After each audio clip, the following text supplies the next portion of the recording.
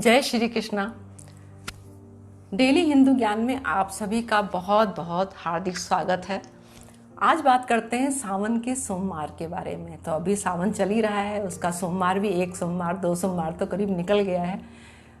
हम लोग सावन के सोमवार को इतना विशेष करके उस दिन बहुत ज़्यादा पूजा अर्चना होती है। पूरे मंदिर जहाँ देखिए सब मंदिर पूरे सजे होते हैं और भोलेनाथ जी की धूम मची होती है। सब तरफ अभिषेक और जलाभिषेक उनका होता रहता है। पूरे सावन उनके पूजा अर्चना की धूम मची रहती है। हर तरफ जय भोलेनाथ, बम बम भोले, हर हर भोले चलता रहता है।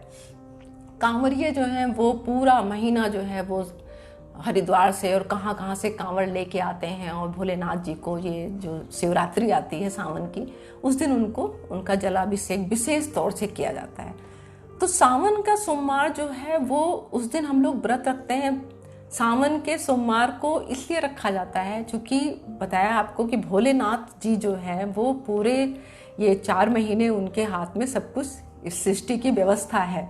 तो अगर उनको हम प्रसन्न करेंगे, वो हर तरीके के मनोरथ को पूर्ण करने वाले हैं। हमारी किसी भी तरह की कोई समस्या हो, कोई प्रॉब्लम हो, कुछ भी हो, क्योंकि परम पिता परमात्मा जो है वो अपने बच्चों को हमेशा उनको प्यार करता है और उनके भले के लिए हमेशा उनको कभी बुरा नहीं चाहते हैं। अपने बच्चों का भोलेनाथ कभी बुरा नहीं चाहते हैं, इसीलिए उनको परम पिता कहा गया है।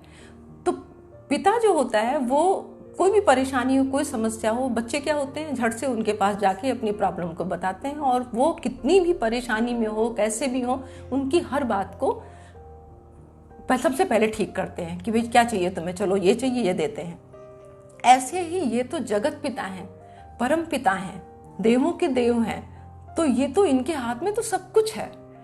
ये अपने बच्चों को दुखी कैसे देख सकते हैं? तो जब हम इनकी आराधना करते हैं तो भोलेनाथ को जब भी हम लोग मंदिर में जाते हैं, इतनी भीड़ होती है मंदिरों में, इतनी भीड़ होती है कि ढंग से हम लोग उनकी पूजा भी नहीं कर पाते हैं। जो विधि विधान से बैठ के उनको ढंग से एक एक चीज़ चढ़ा भी नहीं पाते हैं, इतनी ज़्यादा भीड़ होती है। लेकिन भोलेनाथ हर एक के दिल की, मन की सब कुछ जानते हैं। उनको पता है कि ये जो आया है मेरी चौखट पे, जो मेरे दर पे आया है, इसको क्या परेशानी है, ये किस भाव से आया है। जब हम अच्छे भाव से जाते हैं, यानी कि सच्चे भाव से जाते हैं, हमारे मन में कोई किसी के लिए दुर्भावना नहीं है और हम उनकी आराध्य देव मान के और उनको समर्पित करके जाते हैं, तो जब उनका जलाभिषेक करते हैं, वो किसी भी विधि विधान से हम करें, जिस भी हालत में हम वहाँ पर मंदिर में जो व्यवस्था होती है, जैसे भी पूजा कर पाते हैं। कहने का मतलब ये, जो हम समर्पित होते हैं भगवान को, तो भगवान को सब कुछ पता होता है।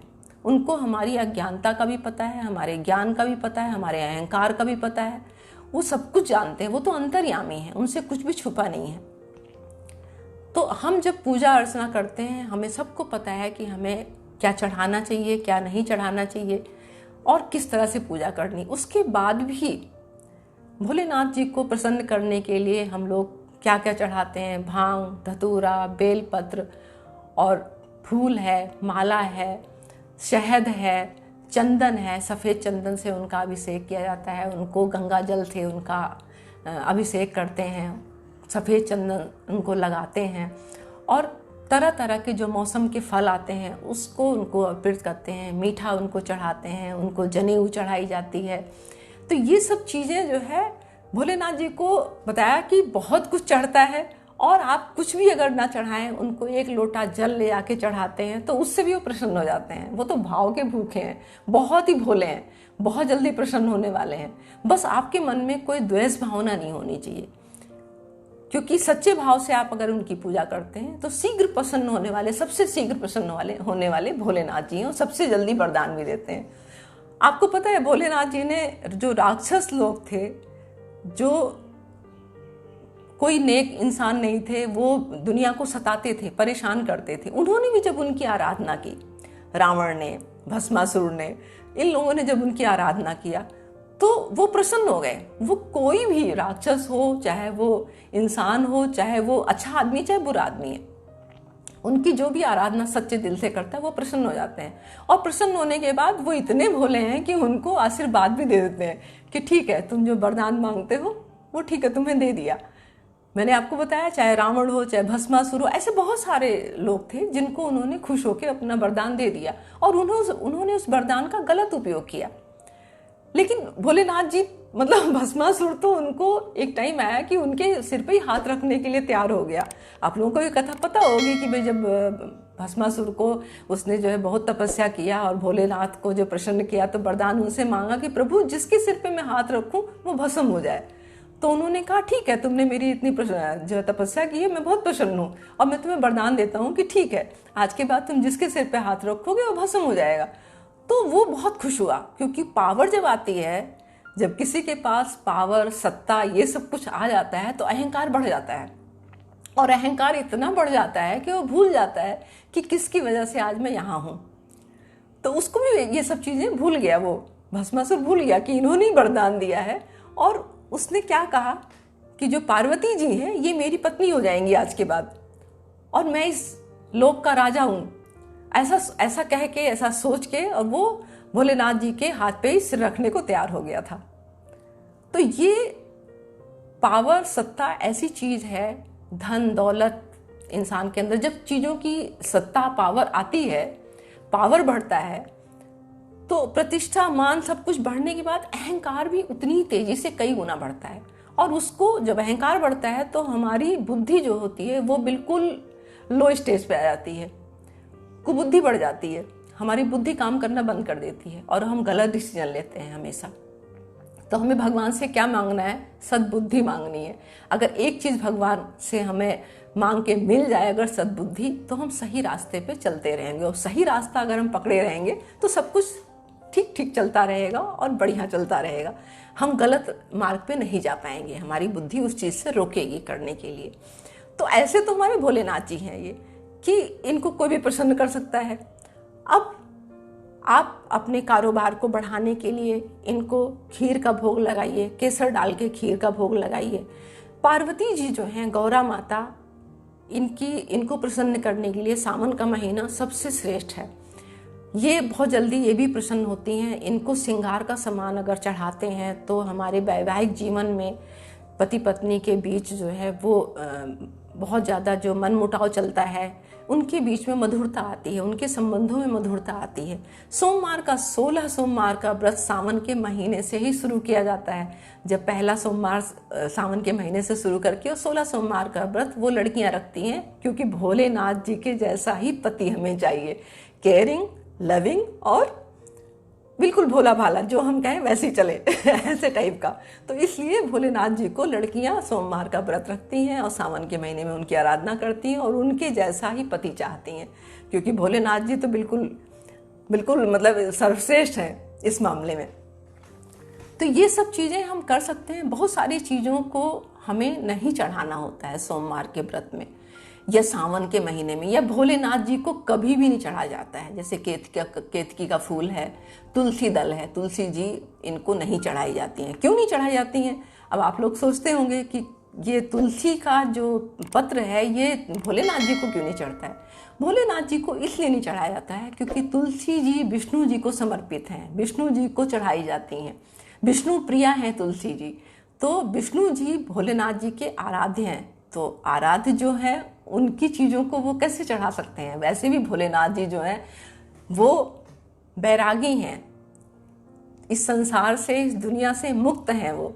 तो वो उनको वो चीज़ें नहीं चढ़ती हैं जो इस सांसारिक उसमें आती हैं, जो लक्ष्मी जी को चढ़ाई जाती हैं। जैसे कि हल्दी भोलेनाथ जी को कभी नहीं चढ़ाई जाती है, क्योंकि हल्दी सुहागिनों को समर्पित है, लक्ष्मी जी को चढ़ाई जाती है। तो लक्ष्मी जी को जो चीज़ें चढ़ाई जाती हैं वो भोलेनाथ जी नहीं लेते हैं, क्योंकि उनके आराध्य की पत्नी हैं तो उनकी भी आराध्य हैं, इसलिए वो चीज़ें उनको नहीं चढ़ाई जाती हैं। केतकी का फूल है, ये भी भोलेनाथ जी को नहीं चढ़ाया जाता है। तो ऐसे और भी बहुत सारी चीज़ें हैं। हमेशा चावल जब भी चढ़ाया जाता है तो वो खंडित नहीं होना चाहिए, साबुत चावल जो होता है वो चढ़ाया जाता है। गाय का दूध चढ़ाया जाता है। आजकल गाय का दूध जल्दी मिलता नहीं है, अगर आपको कहीं से मिलता है तो सबसे श्रेष्ठ होता है गाय के दूध से उनका अभिषेक करें आप। जो पैकेट का दूध आता है घरों में, ये आपको पता है तरह तरह के भैंस, गाय और बहुत सारी चीज़ों की मिलावट इसमें होती है, कहीं कहीं तो पाउडर का दूध भी मिलाते हैं। तो ये हम भोलेनाथ जी को कैसे चढ़ा सकते हैं?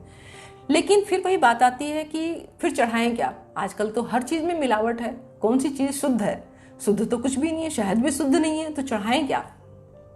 सबसे बढ़िया है आप अपने भाव को चढ़ाइए, शुद्ध भाव जो है आपके उसको चढ़ाइए, आप अपने आप को समर्पित करिए। प्रभु जो कुछ भी दिया है सब कुछ आपका दिया हुआ है, बस मैं अपनी भावना अपने आप को शुद्ध करके अपने आप को समर्पित करता हूँ, मुझे संभालो। अगर आप ऐसी भावना रखते हैं तो भोलेनाथ जी उसमें भी प्रसन्न हो जाते हैं कि आपने अपने अहंकार, काम, क्रोध, लोभ, मोह इसको समर्पित कर दिया, अपने आप को समर्पित कर दिया। इससे बढ़ के क्या बात होगी। तो इन चीज़ों को चढ़ाना है आपको भोलेनाथ जी को प्रसन्न करने, जो भी आपको मिल पाए, जैसा भी बन पाए। आप ऐसे बिल्कुल दिल में मन में बहम मत पालिए कि ऐसा नहीं कर पाए तो बहुत हमारी पूजा संपन्न नहीं होगी या हमें इसका फल नहीं मिलेगा, ऐसा बिल्कुल नहीं सोचना है। जो कुछ भी हो पाए उनकी प्रेरणा से ही हम लोगों को वो सब चीज़ें मिलती हैं और हम उनको समर्पित कर पाते हैं। वैसा टाइम होता है जब हम उस लायक होते हैं, सामर्थ्य हमारी होती है, हमें वो चीज़ें मिलती हैं। उनकी कृपा है तो सब कुछ है। तो ऐसा सब बिल्कुल मत सोचिए। और दूसरी बात ये है कि भोलेनाथ जी को जब भी आप घर से जाएं, घर से जब मंदिर जाएं भोलेनाथ जी को चढ़ाने के लिए, तो अक्सर लोगों को मैंने देखा है, आजकल बड़ी व्यवस्था है मंदिरों में, वहाँ पर बड़े ऐसे 8-8, 10-10 लोटे और बहुत सारे रखे रहते हैं, वो स्टील के, तांबे के, ऐसे सब रखे रहते हैं। लोग जाते हैं खाली हाथ और वहाँ जाके लोटे को वहीं के नल से भरते हैं और वहीं पर चढ़ा देते हैं। ये काम आप बिल्कुल मत करिए। आप अपने घर से जल लीजिए, तांबे का पात्र लीजिए, आपके पास भगवान ने बहुत कुछ दे रखा है, आप चांदी का बर्तन लीजिए, कांसे का बर्तन लीजिए, बस स्टील का नहीं लेना है। लेके उसके बाद यहाँ पर आप अपने घर से जल भरिए, उसमें थोड़ा सा गंगा जल डालिए और फिर इसको ले जाके वहाँ भोलेनाथ जी पे चढ़ाइए। ये काम आप बिल्कुल मत करिए, क्योंकि हमारे यहाँ पर कहा जाता है, आप लोगों को सबको पता होगा, ये सब बातें आज की नहीं है, बहुत सदियों से चली आ रही हैं, कि जब भी हम किसी के घर जाते हैं खाली हाथ नहीं जाते हैं। कहते हैं ना, किसी घर खाली हाथ नहीं जाया जाता है। खाली हाथ क्यों नहीं जाया जाता है? क्योंकि हम अफसोस करने जब जाते हैं, किसी के यहाँ कोई मौत हो जाती है, कोई बुरा होता है, उसमें हम जब अफसोस के लिए जाते हैं तब हम खाली हाथ जाते हैं। वरना किसी शुभ काम में किसी के घर वैसे भी जाते हैं तो हम चाहे फल लेके जाएं, मीठा लेके जाएं, लेकिन कुछ ना कुछ उसके लिए लेके जरूर जाते हैं। तो मंदिर में हम खाली हाथ कैसे जा सकते हैं?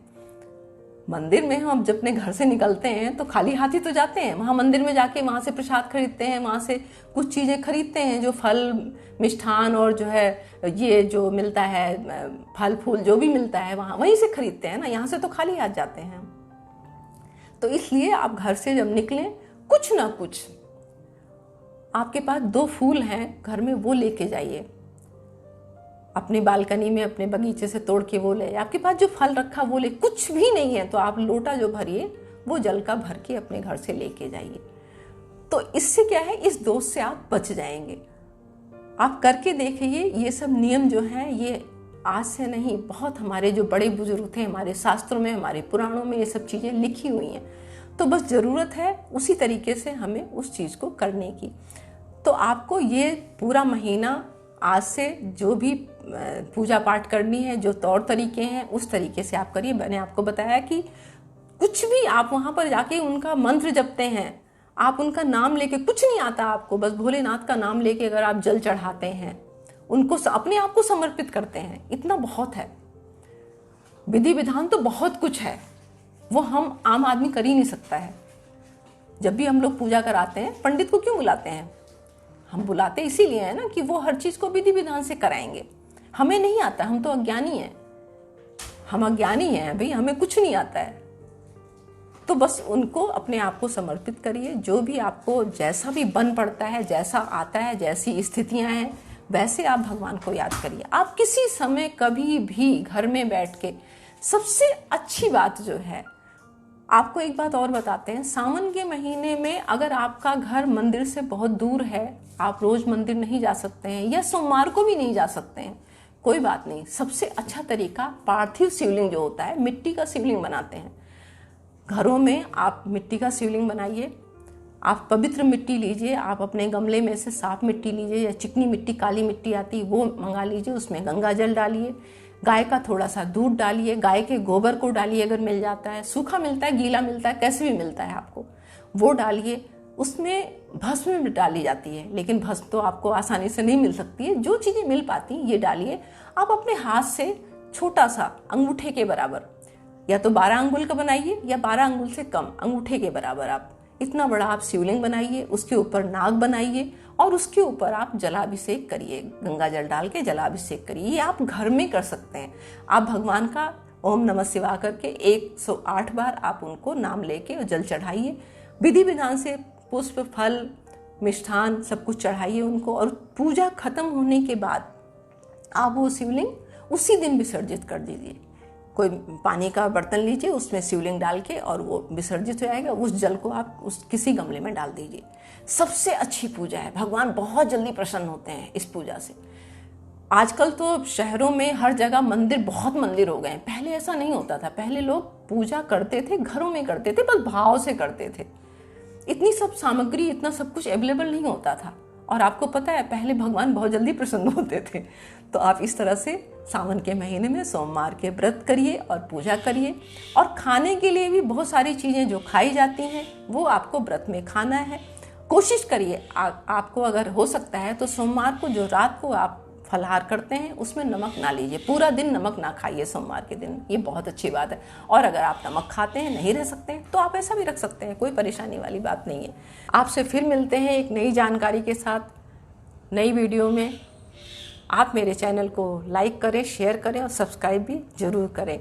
डेली हिंदू ज्ञान, इस चैनल को आप सब्सक्राइब करिए। आपको नई नई जानकारियाँ मिलेंगी। तब तक के लिए जय श्री कृष्णा।